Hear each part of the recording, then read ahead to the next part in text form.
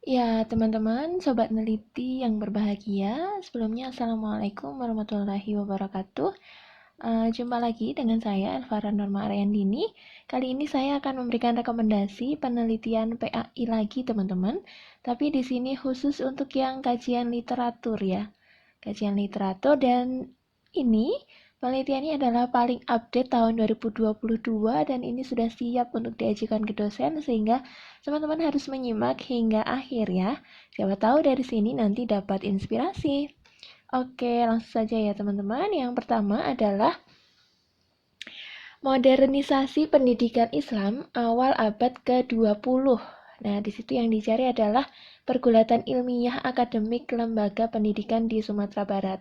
Nah, ini teman-teman, tentunya tidak hanya di Sumatera Barat ya, pasti ada di banyak daerah-daerah lain di Indonesia yang membahas tentang modernisasi pendidikan Islam pada awal abad ke-20 ini.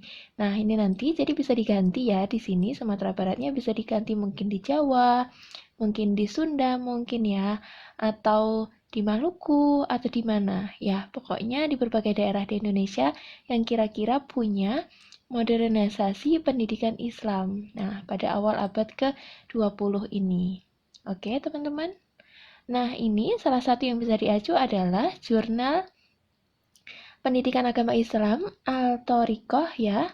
Nanti silahkan dicari alamat jurnalnya ini teman-teman saya tuliskan di sini ya. Nah, ini adalah tahun 2021 ya, eh, diterbitkan pada volume 6 nomor 2 ditulis oleh Yasman Syah dan Iswantir. Oke. Ya, ini ya. Selanjutnya yang kedua yaitu Filosofi Pendidikan Kiai Haji Ahmad Dahlan dan implikasinya pada epistemologi pendidikan Islam kontemporer. Nah, di sini nanti tokohnya bisa diganti ya.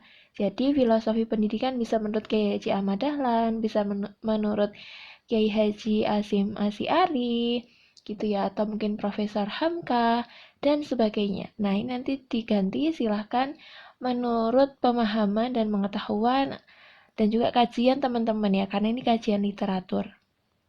Jadi ini disesuaikan dengan pengetahuan teman-teman atau apa yang teman-teman ketahui. Siapa kira-kira tokoh yang bisa digunakan di sini ya, tentang filosofi pendidikannya gitu. Kemudian diimplikasikan pada epistemologi pendidikan Islam kontemporer gitu ya teman-teman. Nah, ini yang bisa diacu di sini di jurnal yang sama Al-Thoriqoh. Ini terbit tahun 2021 gitu ya oleh Asman dan kawan-kawan gitu. Selanjutnya yang ketiga adalah akhlak peserta didik dalam menuntut ilmu. Nah, ini adalah sebuah pemikiran reflektif Kiai Haji Hasyim Asy'ari. Nah, ini juga bisa diganti ya tokohnya di sini Hasyim Asy'ari bisa diganti. Yang penting ada tokoh yang memikirkan atau pemikirannya itu adalah tentang akhlak peserta didik dalam menuntut ilmu, teman-teman. Nah, kira-kira siapa ilmuwan atau tokoh yang sudah membahas tentang akhlak peserta didik dalam menuntut ilmu ini?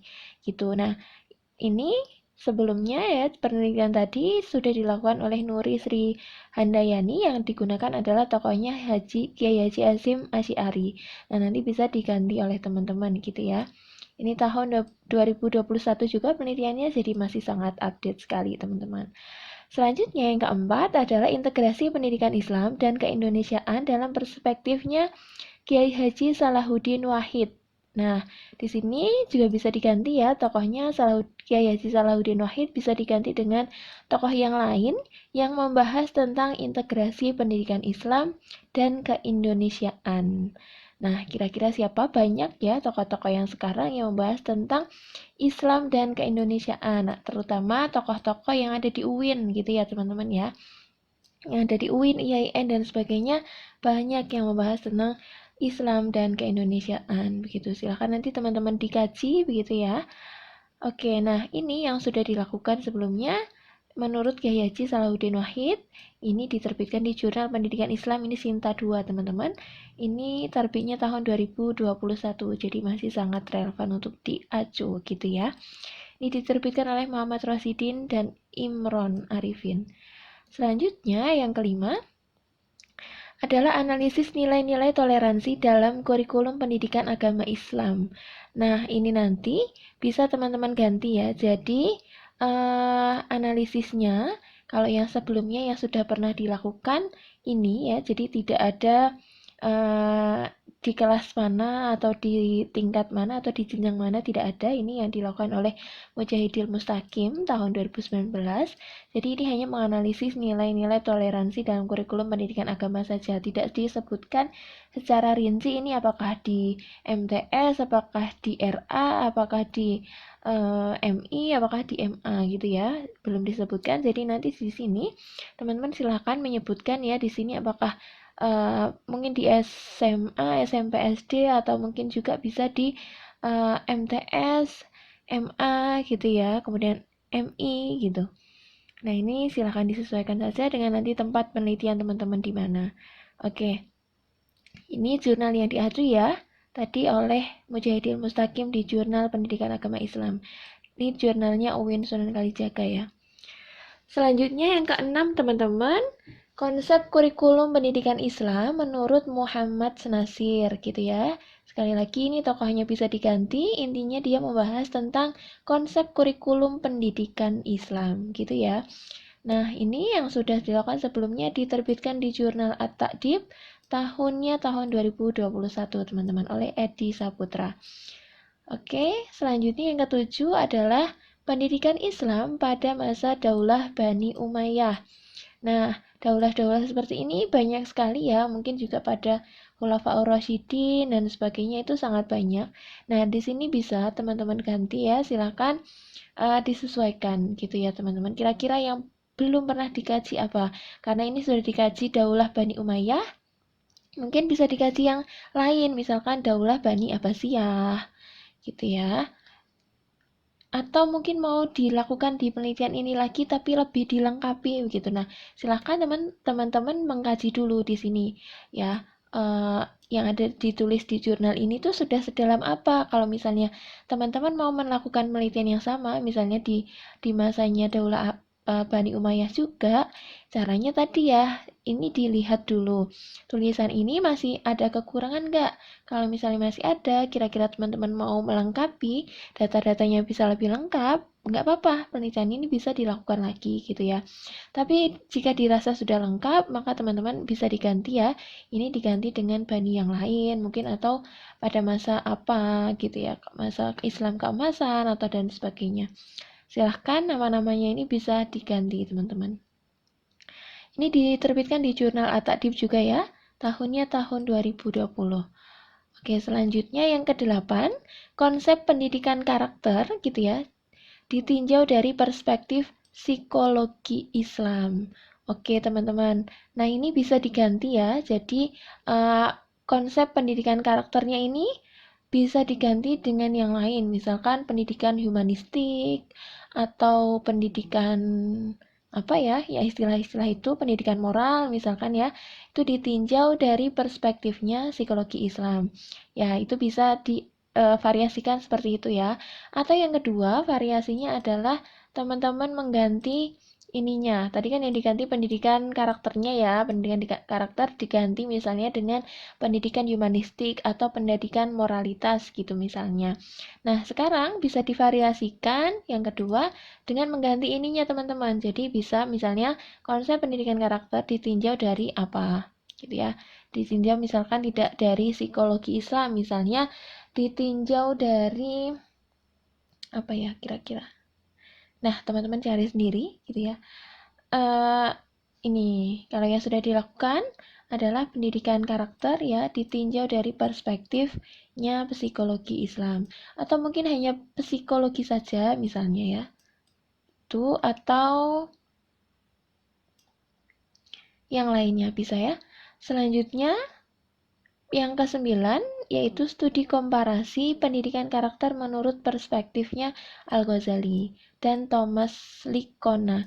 Nah, ini tadi bisa ya, misalkan ini pendidikan karakter dari perspektifnya seorang tokoh gitu ya teman-teman. Di sini bisa dari misalnya tidak dari psikologi Islam gitu ya, tapi mungkin dari sejarah Islam misalkan ya, atau dari tokoh-tokoh Islam gitu. Oke ya. Selanjutnya, yang ke-9, studi komparasi pendidikan karakter menurut perspektifnya Al-Ghazali dan juga Thomas Liccona. Nah, ini karena dua ya, yang dibandingkan dua, yaitu Al-Ghazali dan Thomas Liccona, maka di sini adalah studi komparasi, teman-teman. Oke ya. Nah, ini tokoh-tokohnya ini, ya dua ini bisa diganti, silahkan. Misalkan teman-teman ada membaca salah seorang tokoh yang dia punya pandangan tentang pendidikan karakter, maka bisa teman-teman gunakan di situ sebagai studi komparasi gitu ya. Oke, sekali lagi jika teman-teman mau menggunakan judul yang sama ya, misalkan mau menggunakan judul ini, teman-teman boleh, tapi nanti silahkan jurnal yang sudah pernah ada, ini kan sudah pernah dilakukan sebelumnya ya. Nah, ini nanti jurnal ini yang diterbitkan di Jurnal Dayah, Journal of Islamic Education, diterbitkannya tahun 2022 oleh Huda. Ini nanti teman-teman analisis ya, analisis kira-kira masih ada kekurangan nggak? Kira-kira masih ada yang perlu dilengkapi tidak? Gitu ya. Jika misalnya masih ada, maka tulisan ini boleh dilakukan kembali, teman-teman. Tapi jika sekiranya sudah lengkap, teman-teman tidak bisa menambah data lagi yang lebih banyak, tidak bisa melengkapi data yang lebih, maka diganti ininya gitu ya, diganti nama tokohnya. Misalkan menurut siapa gitu ya. Pendidikan karakter misalkan menurut Kiai Haji Hasyim Asy'ari dan Kiai Haji Ahmad Dahlan misalkan. Nah, ini kan dua tokoh ya. Misalkan dua beliau ini sama-sama memiliki pendapat atau pandangan atau apa ya istilahnya pemikiran-pemikiran beliau tentang pendidikan karakter. Mungkin secara langsung, mungkin secara tidak langsung juga bisa teman-teman gitu ya. Intinya ada yang membahas tentang pendidikan karakter begitu.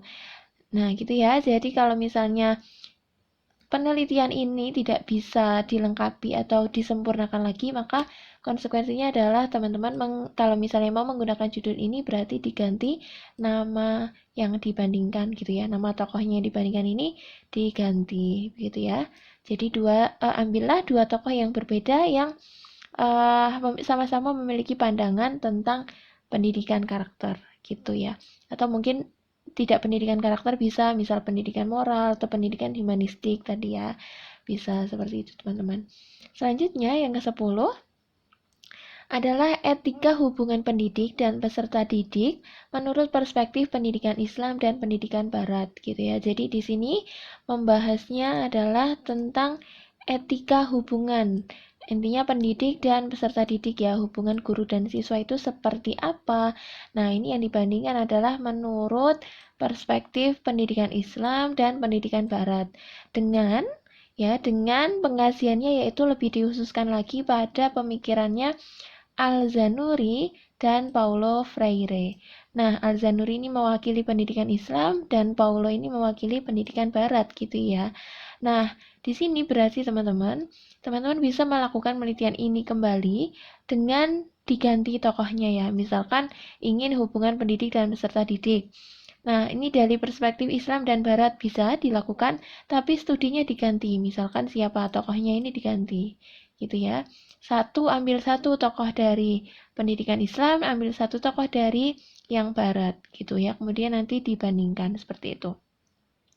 Kalau yang sudah dilakukan ini diterbitkan di Jurnal Dayah tahun 2018, gitu ya. Itu yang dibandingkan tadi Zarnucci dan Paulo Freire gitu ya.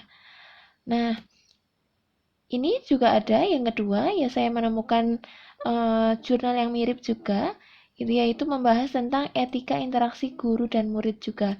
Nah, tapi ini dibandingkan menurut salah satu ulama ya, di sini adalah menurut Syekh Abdul Al-Samad Al-Falimbani gitu ya. Jadi ini mirip dengan penelitian ini tapi hanya mengkaji satu tokoh saja. Kalau ini tadi kan dibandingkan dua ya. Nah, ini hanya satu tokoh saja menurut Syekh ini tadi gitu.